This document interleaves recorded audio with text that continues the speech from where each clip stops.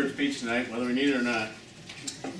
Our president, Matt Elm, worked for producer and video. He's a producer, video editor for One Media in Evansville. President of the Evansville #1 Club.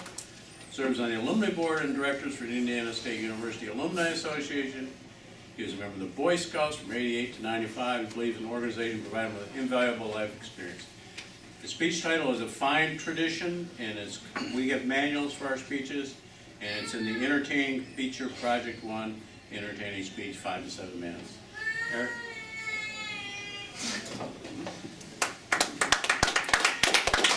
Thank you, Mr. Toastmaster, for that fine, if somewhat inaccurate introduction. A real quick show of hands here. How many people in this room were a member of either the Boy or the Girl Scouts when they were growing up? Anyone? All right. It's a very fine organization. Much like Toastmasters, it has a very fine tradition. General Robert Baden-Powell started the Boy Scouts in England in 1907, and by 1910, it made it across the pond here in the United States. Since its establishment, politicians, captains of finance, industrialists have all been through the program and went on to build America what it is today. I'm going to tell you something about a young leader that was in my troop when I started in the fall of '88 that did not exactly follow, or did not seem to follow in those predecessors' footsteps at that time. Dana Vest, our senior patrol leader, was a rather squat, chubby senior patrol leader with a vicious buzz cut. His veracity was often in question, I came to know from the years that I knew him. He always had this little mischievous glint in his eye whenever we were at meetings. He was very intelligent. I remember he played chess very well and would rip people apart on a daily basis. But I don't think he ever really used his intelligence for good during that time in his life.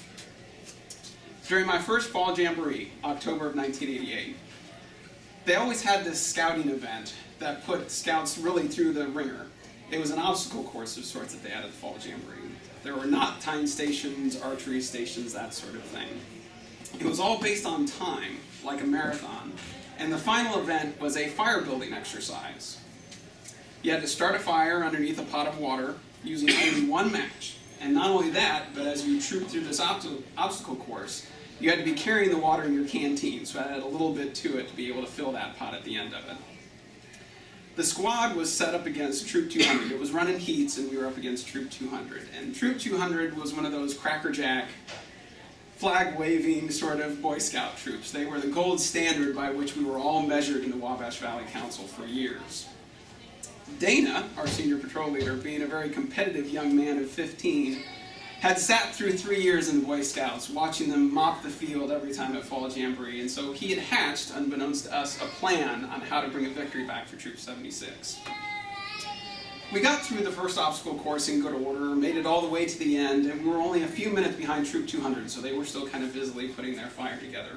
Dana got down to business like he was George Patton giving orders, and he sent us all out to get sticks and start making our teepee. And he said, I need some sassafras, because if you're a Boy Scout, you know sassafras for some reason just burns really well. So all of us scouts turned around and turned our back, and I heard this whoosh behind me. I looked back around, and there was this merry little fire already burning, and Dana was busily stacking sticks on top of it. And being a young scout, and being a newbie, and not knowing much about scouting at that time, I thought, wow, he's really good at fire building, and went out to collect some more sticks.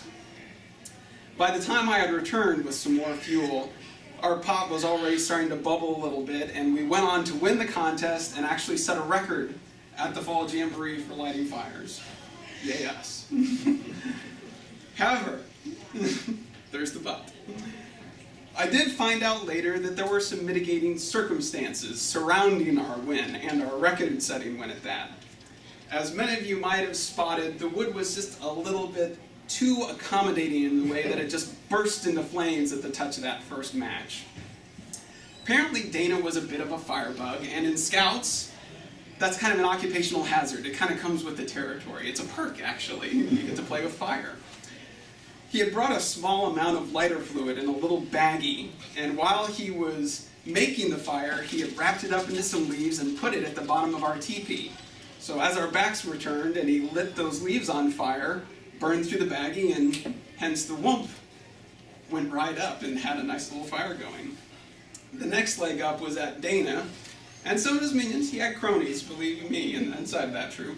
had put hot water into their canteens before we had left camp that morning. So instead of having a stone cold pot of water, because this was October, it was already a little bit warm. And I didn't find this out until years later, so no complicity at all. Skip forward to the next summer. Summer of '89, Camp Cretenstein, my first summer camp. Camp ran for 1 week, Sunday to Sunday. And I had a great week, camping and fishing, and they had a shooting range, working on merit badges. It just so happened that our scoutmaster couldn't make it to camp that year, but he had arranged it with the scoutmaster in the camp next to us to kind of keep an eye on things.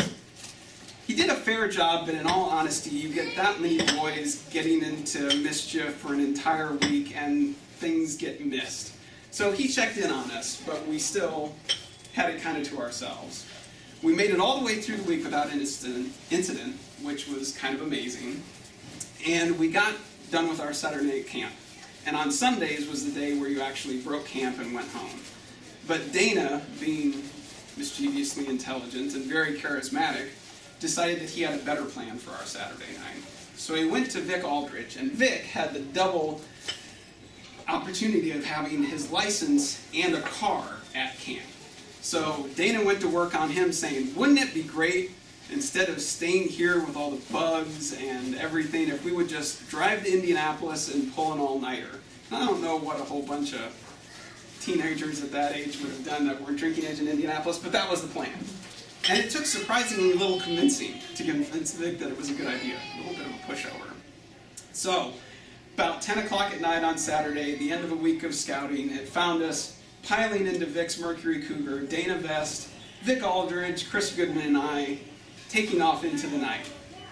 And I remember leaving the gates of the camp, and a little debate started amongst the older guys. I was only 12. They were 15, 15, and 17, respectively. And they started arguing about how to get from Camp K to Indianapolis. And I remember Dana reaching into the glove box and putting the map out on the front of the car while we're driving down the road. And they start pointing down country roads and how do we get from A to B and that type of thing. And I'm just sort of sitting in back, just happy to be along for the ride. And I get this giddy sensation, like I'm flying through midair. And you're just hanging like you would at the top of a roller coaster. And then it all comes crashing back down to earth and smack. I start seeing corn cobs out the side of my window, and I hear things beating out the front of the car from the cobs hitting the hood. We stopped about 40 yards in because Vic, while he was looking at the map laid out in front of him so helpfully, had missed a dog leg in the road and just ran straight off the road into a cornfield. I get out, and I am just laughing hysterically because I'm just giddy from the adrenaline because it was just the most awesome thing to happen in the world. Chris is sort of just standing back, surveying the damage and noticing how the mud goes all the way to the axles on the car and kind of measuring and ciphering on how we might be able to get this Mercury Cougar back out of here. Vic is in total freak-out mode because, remember, he's a pushover and a mama's boy, and he's just gotten himself into a load of trouble and he knows it. And Dana, Mr. coldly calculating, Machiavellian, short, pudgy senior patrol leader, is already hatching a plan. And so by the time that Vic's parents and the wrecker shows up, he has this ingenious story to tell them. And it goes a little something like this.